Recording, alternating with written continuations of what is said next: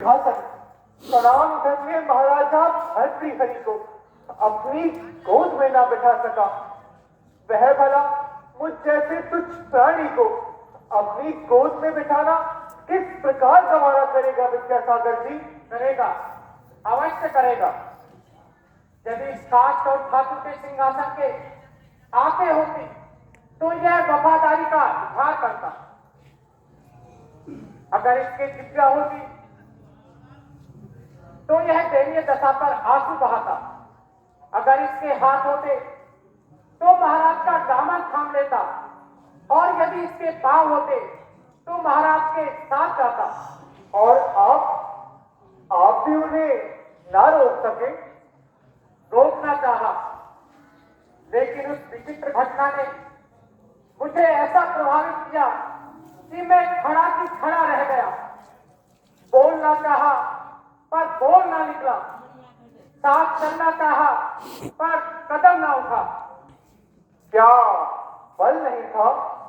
हाँ, मगर उस तेज धाम ने मुझे बलहीन कर दिया।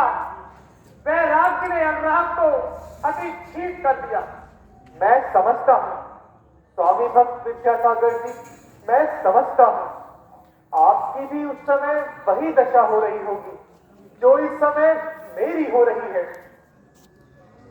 आप कहते हैं विष्णु जब बड़े भाई विरक्त होकर सिंहासन छोड़कर चले गए और आप भी उस सिंहासन पर नहीं बैठेंगे, तो बताइए शासन किस प्रकार चलाया जाए? सिंहासन खाली रहने पर प्रजा के हृदय से भय जाता रहेगा और वह एक प्रकार की क्रांति मचा देगी। मैं उस क्रांति अपनी प्रेम वाणी से बहा दूंगा, किंतु मेरे हृदय में जो क्रांति मची है उसे किस प्रकार शांत करूं विद्यासागर जी? वह किस प्रकार की क्रांति है? कुल कीर्ति को कलम लग जाने वाली बात। विद्रोह हो प्रजा में तो चुटकी में मिटाओ, अभिमान मानियों का पल भर में मिटाओ।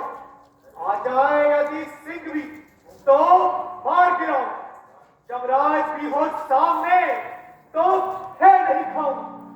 पर कुल में जो लगा मिटे किस तरह वह कलंक। मेटा भरत जिस तरह कैकई का कलंक। ऐसा शुभ परामर्श देने वाली देवी आप कौन हैं?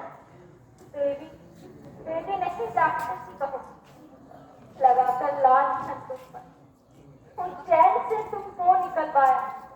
दुराचारों की जाति खिलाफ कीर्ति का ढाया। या दुष्कर्म जो मैंने उसी का फल स्वयं पाया। परंतु तुम्हारे मन में मैं किंचित भी नहीं आया। यही एक आकर्षण जो मुझे यहाँ खींच कर लाया। और महारानी? जी हाँ, महारानी ही प्रतीत है। अब इन्होंने अपने पापों का प्रायश्चित कर लिया है। तो फिर यह मुझ पर काला आवरण क्यों है? आवरण नहीं, मेरे पापों का पर्दा। नहीं हूँ मैं अब मुंह दिखाने के काबिल, न इस नीच सर को उठाने के काबिल, न सम्मान सत्कार पाने के काबिल। फकत रह गई हूँ पछतानों के काबिल। पश्चाताप तो मेरे भी दिल को खाए जा रहा है। महारानी कहिए कहिए क्या आज्ञा है? फकत मैं चाहती हूँ तुमसे तो तुम मुझको यह बस कहो, फिर भाभी और मैं कहूँ तुमसे देवर। तो यही चाहता है, लेकिन मैं जानती उज्जैन के भाभी राजा, मैं जानती तुम सच्चरित्र और सदाचारी पुरुष मुझ जैसे पापी को भाभी कहते हुए अवश्य सचाता है। मगर अब नहीं उठती है पाप के बोझे से ये गर्दन। किया है मेरे पापों ने मेरे सम्मान का मर्दन। करो तीरों की बौछारों से चाहे छलनी मेरा इंधन। मेरी छाती पर रखकर पत्थर तो मुझ पर चढ़वाओ घर। वचन मुख से यही निकलेंगे चाहे मैं शर कर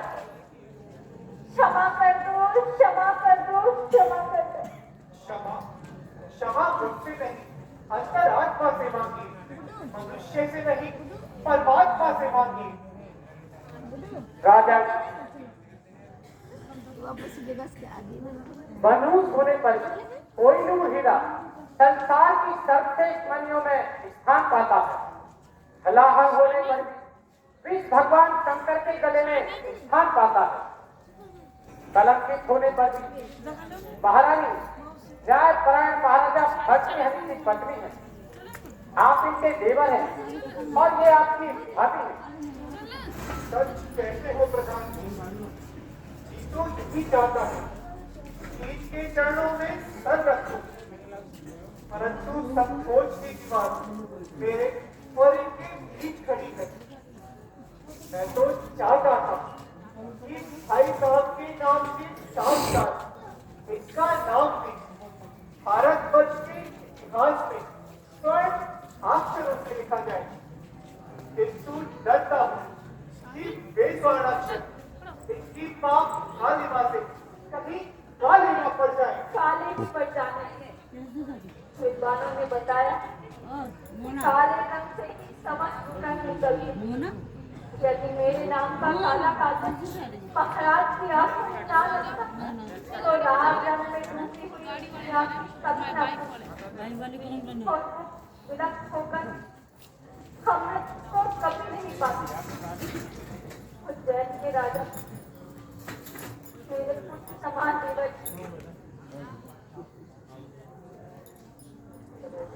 मुझे खुद को लगाए कि आपसे पूरी क्षमा चाहती हूँ और चाहती हूँ, लेकिन पुण्य और पाप का सब अनुभव इस जीवन में कर चुकी हूँ। वे जीते जी हो गए अमर, जीते जी मर चुकी हूँ मैं।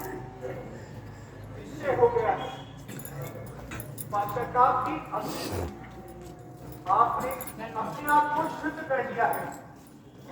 इसलिए मैं गर्व के साथ आपके मुख से ये काला आवरण हटाता हूँ। संसार देख ले, अब यह काम के वशीभूत होकर पाप मार्ग में चलने वाली स्त्री नहीं, बल्कि धर्मदेव की अनुयायिनी परम सती है। भाभी, भाभी तुम पहले भी देवी थी, अब भी देवी हो। पहले उज्जैन की महारानी थी, अब राजमाता हो। यदि ऐसा तो उज्जैन का ये साथ मुझे प्रसन्न करो। जल्दी ना करो, चलो और भाई साहब को ढूंढे। वे जैसे भी हो उन्हें वापस उज्जैन लेकर आए।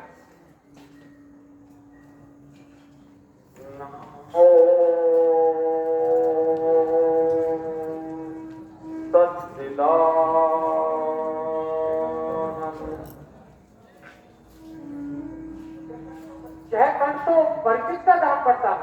हाँ हाँ, भाई साहब का सकंठ है। निश्चय मेरे प्राणेश का कंठ है। भिक्षाम देहि महाराज, भिक्षाम देहि। संभालो संभालो देवर जी, संभालो। गर्दन उठाई नहीं जाती, इन आंखों से ये आंखें मिलाई नहीं जाती। भाभी पढ़ो और क्षमा मांगो। स्वामी सदा सत्कार सेवा को ये दोनों हाथ हैं तत्पर, बनाकर दिल का मन मैं लगा दूं पक्की शक्तियों पर। खड़े होकर मिलकर के पर जपूंगी नाम निशिवासन। ये जिज्ञासा चाहती है तुम ले कदम आगे बढ़कर, तुम्हारी गोद में सर रखकर हे प्राणेश मर जाऊं। क्या क्या अब भी घृणा? घृणा? किससे घृणा? अब तो खाकी तन में रहने वाली आत्मा आत्मसर भूतेषु के सिद्धांत को मानती है। अपने और पराये में कोई भेद ही नहीं जानती है। फिर घृणा कैसी? मैं तो क्षमा चाहती हूँ किससे? अपने पूज्य पतिदेव से। जाओ, यह विचार सदा सर्वदा के लिए त्याग लो। कैसे त्याग सकती हूँ? ये तो आत्मा का आत्मा से संबंध है। आत्मा का संबंध तो परम पिता परमात्मा से होता है। माया मोह के चक्कर में फंसकर आत्मा संसार के इतर प्राणियों से संबंध जोड़ लेती है, लेकिन जब अज्ञान का पर्दा हटता है तो उसी क्षण से वह परमात्मा से नाता जोड़ती है। मेरा और तुम्हारा अब कोई नाता नहीं। पति पत्नी का संबंध समाप्त हो गया। अब तो मैं, तुम, विक्रम, विद्यासागर सब एक ही परमात्मा की संतति होने के कारण आपस में भाई और बहन हैं। इसलिए जाने दो, देर ना करो, साधु की झोली में थोड़ी सी भिक्षा डाल दो। चाहिए ना तो दीजिए। वृद्धावस्था सिंगनी की तरह सम्मुख खड़ी हुई है। रोग रिपु की नाई शरीर पर आक्रमण कर रहे हैं। आयु निश्वासर होकर क्षीण होती जा रही है। फिर भी आश्चर्य है, इस लोक के प्राणी परलोक की चिंता नहीं करते। भोग नाशवान है, उनका उपभोग भयानक है। भोग और विलास के चक्कर में पड़ा हुआ जीव जन्म मरण के चक्कर से छूट नहीं सकता और मोक्ष स्थल की ओर अग्रसर नहीं हो सकता।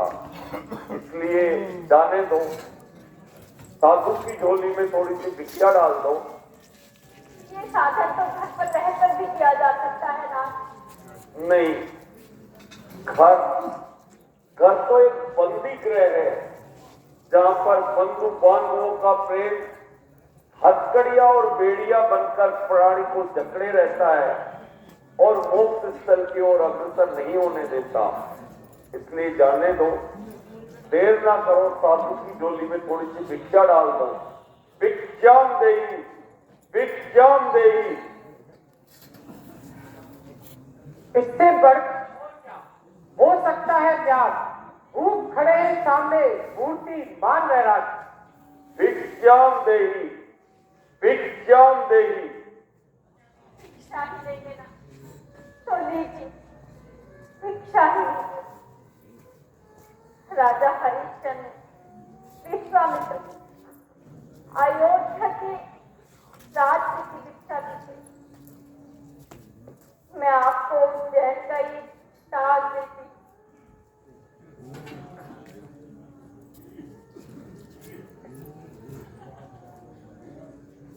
ये ताज अब इस विरक्त के हाथ में नहीं, बल्कि ये ताज अब इस चीज पर शोभा देगा। भाई साहब, हमें यह ताज नहीं, आपका आशीर्वाद चाहिए।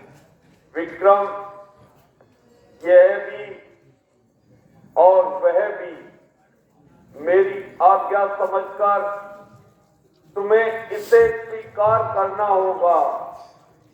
तुम मेरी बनाई हुई नीतियों पर चलकर एक रोज चक्रवर्ती सम्राट बनोगे।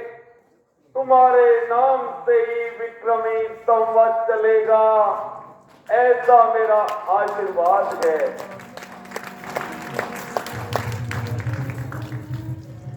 नहीं मिली, अभी तक भिक्षा नहीं मिली।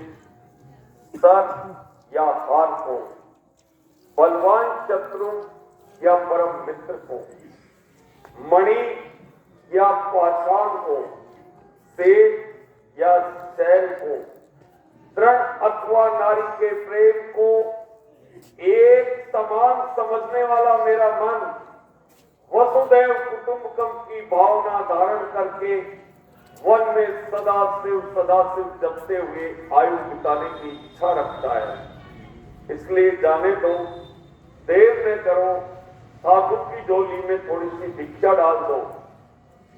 भिक्षाम देही, भिक्षाम देहि माता, भिक्षाम देहि।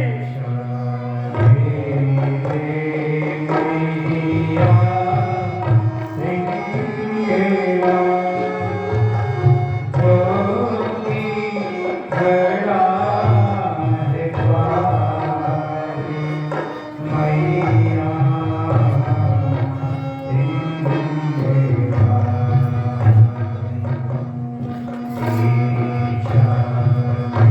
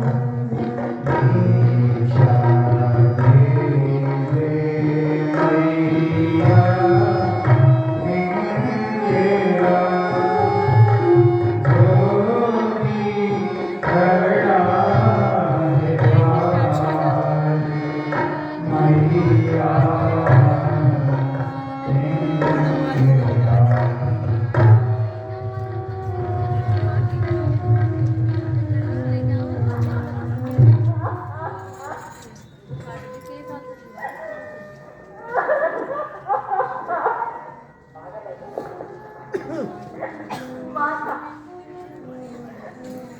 अपनी स्त्री से ही माता। सदैव आप परम पद को पहुंच चुके हैं स्वामी, लेकिन क्या मुझ पतिता दुष्टा स्त्री को इस पाप के गड्ढे में ही पड़ा रहने दोगे? उबारो, उबारो नाथ, मुझे भी उबारो।